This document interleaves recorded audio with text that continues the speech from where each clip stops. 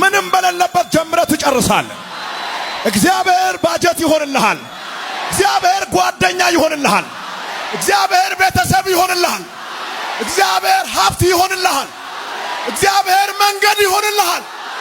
እግዚአብሔር ክብርና ሞገስ ይሆንልሃል። አትችልም እየተባልክ ጀምረህ ትጨርሳለህ። እንደምችል ዕውቅና እየተሰጠው ሳይሆን የጀመረው እንደማይችል ዕውቅና እየተከለከለ ነው የጀመረው። የምትጀምረው ነገር የሚቆም ነገር ነው።